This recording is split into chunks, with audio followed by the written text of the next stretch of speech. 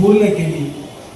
असे 100 kilometre, 50 kilometre, 25 kilometre, 21 kilometre, 5 किलोमीटरपर्यंत ज्यांनी धावले असे सर्व माझे या वारीतील सहभागी वडीलधारी असतील, युवक युवती, सहकारी बांधव आणि पत्रकार मित्रांनो, त्या बारामतीमध्ये खरं त्रास येत असताना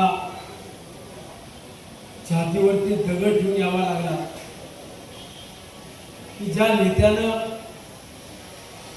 या महाराष्ट्रातील अनेकांना वेगवेगळ्या क्षेत्रामध्ये संधी उपलब्ध करून दिली, त्या नेत्याला आज अभिवादन करण्याची वेळ येईल. त्या नेत्याच्या जयंतीच्या निमित्तानं बारामतीत जावं लागेल हे आम्हाला किंवा कुणालाच मनी द्यानी किंवा स्वप्नात देखील आलं नसेल. तो प्रसंग आज आपल्या सर्वांवरतीच ओढवलेला आहे. आणि आज बारामतीमध्ये आल्यावरती बारामतीची झाडं बोलतायत, बारामतीच्या इमारती बोलतायत, बारामतीचे रस्ते बोलतायत, नाले बोलतायत, तलाव बोलतायत की हो ही सुंदर बारामती कुणी केली तर ती आदरणीय अजितदादांनी केली. आणि बारामतीचं स्वप्न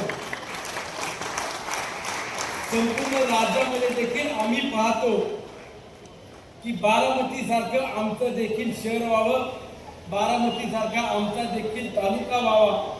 आणि याकरता ज्या नेत्याच्या खांद्याला खांदा आम्ही उभं होतो, ज्या नेत्याच्या विश्वासावरती राजकारण करत होतो, आज तोच नेता हयातीमध्ये नाही हे आम्हा सर्वांचं देखील दुर्भाग्य आहे.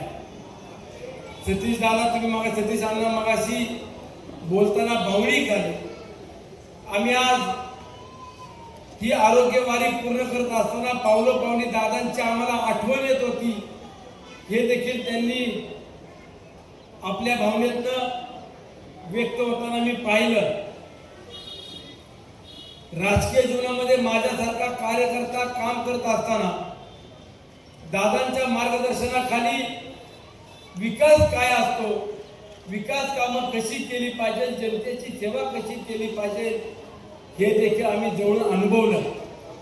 आणि आज त्यांच्या पावलावरती पाऊल ठेवून ज्या वेळेला काम करतो त्यावेळेला जर तुम्हाला कामं करायची असेल तर आम्ही अधिकाऱ्यांना देखील सांगतो आणि आमच्यासारख्या अनेक सहकाऱ्यांना सांगतो, नेत्यांना सांगत असतो की जर तुम्हाला कामं करायची असेल, विकास करायचा असेल, जनसामान्यांची सर्वसामान्यांची सेवा करायची असेल तर बारामतीचा आदर्श घेऊन आपण काम केलं पाहिजे. ही वस्तुस्थिती, ही परिस्थिती आपण कधी नाकारू शकत नाही. परंतु दुर्दैवानं आज बारामती नुसती पोरकी झालेली नाही किंवा नुसता मावळ तालुका पोरका झालेला नाही, पुणे जिल्हा पोरका झाला, महाराष्ट्र पोरका झाला हे देखील आवर्जून निमित्तानं सांगितलं पाहिजे. एखादा माणूस हयातीत असल्यावरती त्याचं महत्व कमी असतं, परंतु तो माणूस ती व्यक्ती नसताना त्या माणसाची, त्या व्यक्तीची किंमत काय असते, त्या व्यक्तीचं योगदान काय असतं हे महाराष्ट्रामध्ये फक्त एकाच व्यक्तीचं नाव घेऊ शकतो, ते म्हणजे आदरणीय अजितदादांचं. की दादांच्या पश्चात आज प्रत्येक गोष्टीला, प्रत्येक व्यक्तीला उणीव भासते.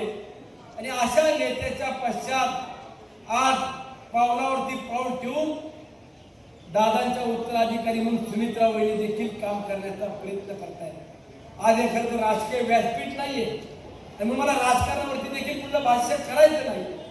परंतु या बारामतीनं महाराष्ट्राला राजकारण काय असतं, महाराष्ट्राला एक दिशा देण्याचं काम विकास कामाच्या माध्यमातून दाखवलं.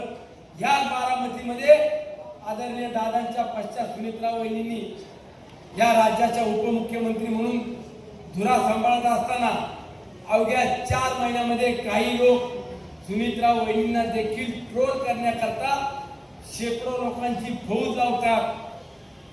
ट्रोलिंग कसं करता येईल, बदनामी कशी करता येईल, ह्यापेक्षा आपण त्या माऊलीच्या पाठीमागे खांद्याला खांदा लावून उभं राहायला पाहिजे. ही खऱ्या अर्थानं आपली नैतिकता, ही आपली जबाबदारी आहे. आणि उद्याच्या काळामध्ये पाठीमागे बारामतीकर तुम्ही तर आहातच, परंतु आम्ही देखील मावळातले मावळे खंबीरपणाची साथ दिल्याशिवाय राहणार नाही. हा बारामतीकर माझा शब्द आहे. मग या मातीतून शाहू फुले आंबेडकरांची विचारधारा घेऊन ज्या वेळेला दादा राजकीय जीवनामध्ये काम करताना आपण सर्वांनी पाहिलं, तर हेच विचारधारा पुढच्या काळामध्ये देखील जोपासण्याची जबाबदारी आम्हा सर्वांची असणार आहे. प्रत्येकाच्या मनामध्ये प्रश्न आहे आणि तो प्रश्न सर्वसामान्य जनतेच्या मनात कुणी उभा केला असेल तर त्या आपल्याच लोकांनी जो प्रश्न उपस्थित केला आहे की दादांचा घात झाला की अपघात झाला, यावरती काही मंडळी बोलत नाही. यावरती देखील जाणीवपूर्वक राजकारण करून पाहतायत. त्याच व्यक्तींना या बारामतीच्या भूमीतून सांगू इच्छितो, राजकारणाची पद असो किंवा नसो, दादांचा घात की अपघात आहे हे बारामतीकरांना आणि महाराष्ट्राच्या जनतेला देखील